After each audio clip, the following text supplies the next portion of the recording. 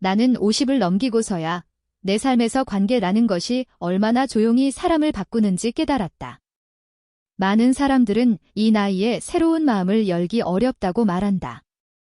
특히 이혼이라는 단어가 집안에 찍히고 나면 남은 사람들끼리 서로를 경계하게 된다고도 한다. 그런데 내 이야기는 그 반대였다. 세상이 예상하는 방식으로 흘러가지 않았고, 그래서 더 오래 내 마음을 붙잡았다. 딸이 결혼했을 때 나는 기뻤지만 동시에 불안했다. 젊은 사람들의 사랑은 빠르고 뜨겁고 그만큼 쉽게 상처를 남긴다고 믿었기 때문이다. 사위는 처음부터 예에 바르고 말이 적었다. 큰 소리로 웃지도 과장된 칭찬을 하지도 않았다. 대신 필요한 순간에 조용히 손을 내미는 사람이었다. 나는 그런 태도를 거리라고 생각했다. 나를 존중하지만 깊이 들어오지 않으려는 선, 어쩌면 그 선이 나를 안심시켰는지도 모른다. 결혼 생활은 생각보다 빨리 흔들렸다. 딸은 마음이 다쳤고 사위도 지친 얼굴을 숨기지 못했다. 나는 중간에서 무엇을 해야 할지 몰랐다. 누군가의 편을 들면 다른 한쪽이 무너질 것 같았고 가만히 있으면 둘 다 나를 원망할 것 같았다. 결국 둘은 갈라섰다. 집안 분위기는 갑자기 비어버렸다. 주말마다 들리던 발소리, 함께 먹던 밥, 어색한 웃음. 그런 것들이 한 번에 사라졌다. 이혼 후 나는 사위와 자연스럽게 멀어질 줄 알았다. 대부분의 집안이 그렇듯 전 사위는 딸의 과거가 되고 나 역시 그의 과거가 되는 것이 일반적이니까. 그런데 어느 날 마트에서 장을 보다가 그를 만났다. 그는 내가 들고 있던 무거운 봉지를 말없이 받아들었다. 얼굴이 조금 수척했지만 눈빛은 예전과 같았다. 나는 순간적으로 이제는 남지라는 생각을 해야 할지, 그래도 가족이라는 마음을 가져야 할지 갈팡질팡했다. 그러나 그가 봉지를 들고 걸음을 맞춰주는 동안 내 마음속에서 오래된 긴장이 풀리는 느낌이 들었다. 나도 모르게 숨을 길게 내쉬었다. 그날 이후 그는 가끔 안부를 물었다. 특별한 이유는 없었다. 딸 이야기를 꺼내지도 않았다. 날씨, 건강, 병원 예약, 집안의 작은 고장 같은 것들이었다. 나는 그에게서 억지스러운 친절이 아니라 묵묵한 책임감 같은 것을 느꼈다. 오히려 그 점이 더 조심스러웠다. 사람은 이유 없이 잘해주는 친절 앞에서 마음이 약해지기 때문이다. 어느 비 오는 날, 내 우산이 뒤집혀 손잡이가 부러졌다. 집으로 가는 길에 바람이 너무 거셌다. 그때 그는 마치 이미 알고 있었다는 듯 내 앞에 나타나 차를 세웠다. 젖은 내 손을 보고는 대수롭지 않게 수건을 건넸다. 나는 그 순간 창문에 떨어지는 빗방울을 보며 생각했다. 이 사람은 정말로 나를 돕고 싶어 하는 걸까? 아니면 무엇을 잊지 못해서 그러는 걸까? 사람의 마음은 늘 한 가지로만 움직이지 않는다. 친절 속에는 미안함이 섞일 수 있고 미안함 속에는 그리움이 숨어 있을 수 있다. 그해 겨울이 시작될 무렵 그는 작은 상자를 들고 우리 집 앞에 왔다. 특별한 날도 아니었고 내 생일도 아니었다. 그는 쑥스럽게 웃으며 상자를 내밀었다. 상자 안에는 따뜻한 목도리가 들어 있었다. 색은 내게 잘 어울리는 차분한 톤이었다. 나는 그가 내 취향을 기억하고 있었다는 사실에 잠시 말문이 막혔다. 목도리는 단순한 물건이 아니었다. 누군가가 내 목을 따뜻하게 해주고 싶어 했다는 증거였다. 나는 한동안 그 목도리를 손끝으로 쓸어보았다. 그 촉감이 이상하게도 마음을 진정시켰다.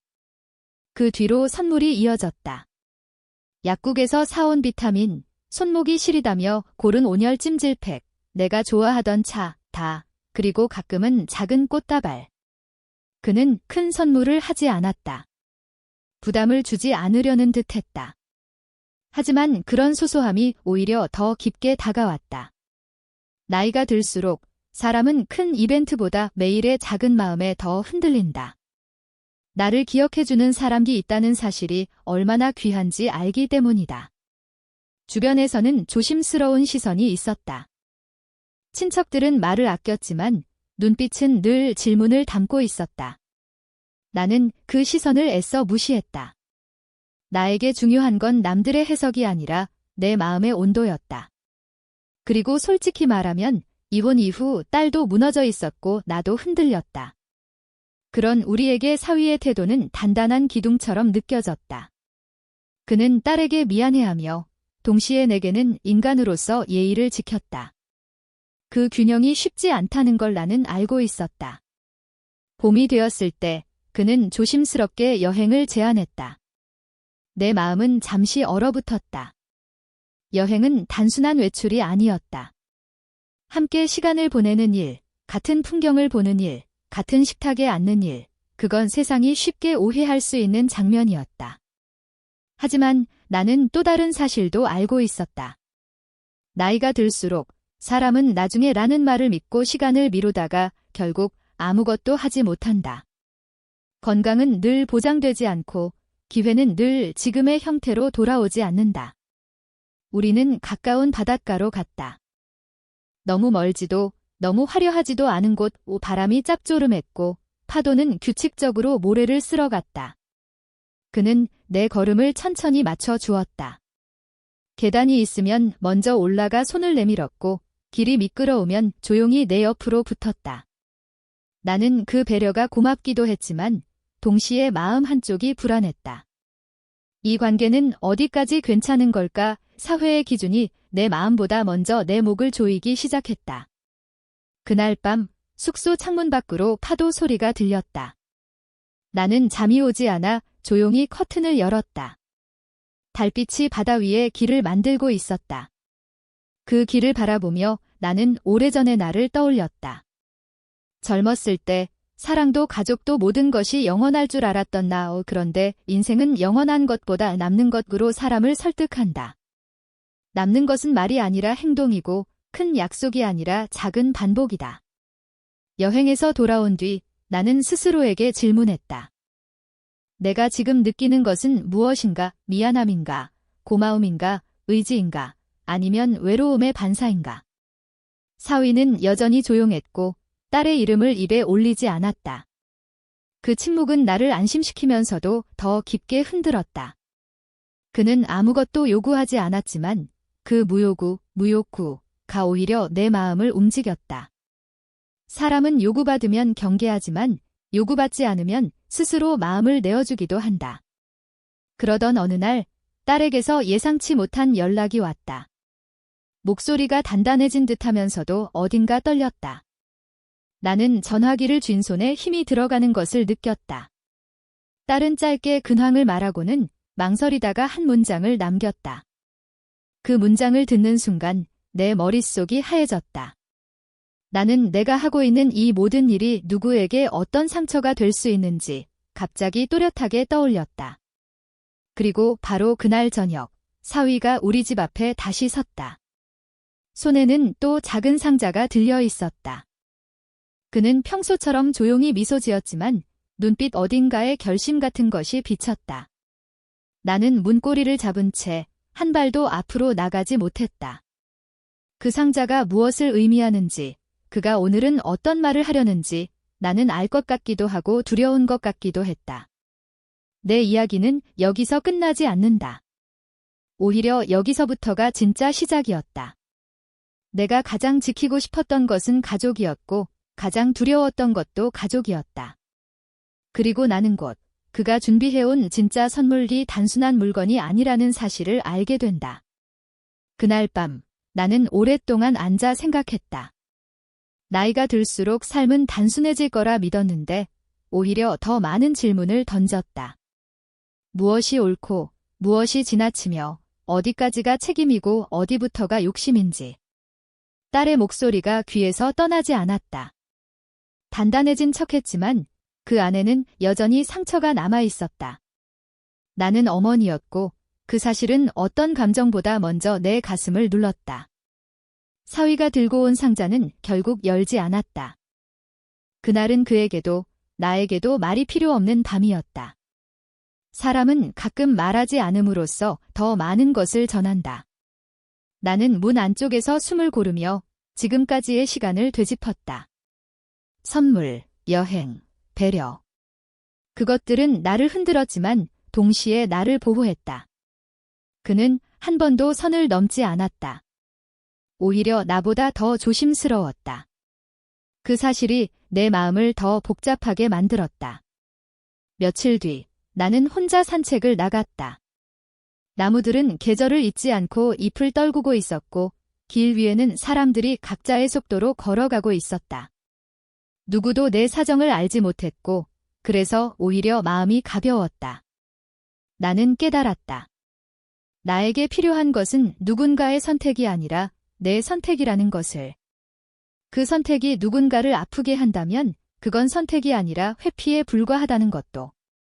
나는 사위를 다시 만났다. 여전히 그는 조용했고 여전히 예의를 지켰다. 그의 눈빛에서 나는 기대보다도 걱정을 읽었다. 그 걱정이 나를 안심시켰다. 나는 내 마음을 정리한 상태였다. 고마움은 고마움으로 남기고 의지는 의지로 정리하며 넘지 말아야 할 선은 분명히 해야 했다. 가족이라는 이름은 가끔 사람을 묶지만 동시에 사람을 지켜주기도 한다. 그 이후로 우리의 관계는 달라졌다. 멀어졌다고 말하기에는 너무 많은 것이 남아있었고 가까워졌다고 말하기에는 서로가 너무 조심스러웠다. 하지만 그 중간 어딘가에서 우리는 안정된 자리를 찾았다. 그는 여전히 내 안부를 물었고 나는 필요할 때 도움을 받았다.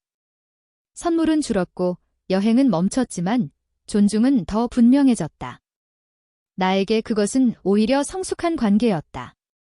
딸과의 관계도 서서히 회복되었다. 시간은 상처를 완전히 지우지 않지만 가장자리를 부드럽게 만든다. 나는 딸에게 모든 것을 설명하지 않았다. 설명은 때로 변명처럼 들릴 수 있기 때문이다. 대신 나는 기다렸다. 기다림은 어머니가 할 수 있는 가장 어려운 일이자 가장 강한 선택이다. 그리고 어느 순간 딸은 나를 다시 찾았다. 그때 나는 확신했다. 내가 선택한 길이 틀리지 않았다는 것을. 사위는 새로운 삶을 준비하고 있었다. 그의 얼굴에는 예전보다 가벼운 표정이 있었다. 나는 그가 잘 되기를 진심으로 바랐다. 그 마음에는 미련도 아쉬움도 섞여 있지 않았다. 다만 함께 지나온 시간이 남긴 존중이 있을 뿐이었다. 사람은 모든 인연을 붙잡을 필요는 없다. 어떤 인연은 제자리에 놓아둘 때 가장 아름답다. 이제 나는 안다. 나이가 들수록 중요한 것은 자극이 아니라 균형이라는 것을. 마음을 흔드는 감정보다 마음을 지켜주는 선택이 더 오래 간다는 것을. 세상은 쉽게 오해하고 쉽게 판단한다. 하지만 인생은 남들의 시선보다 길고 내 양심보다 무겁다. 나는 그 무게를 감당할 준비가 되어 있었다. 지금도 가끔 그가 준 목도리를 꺼내본다. 그 목도리는 더 이상 어떤 감정의 상징이 아니다.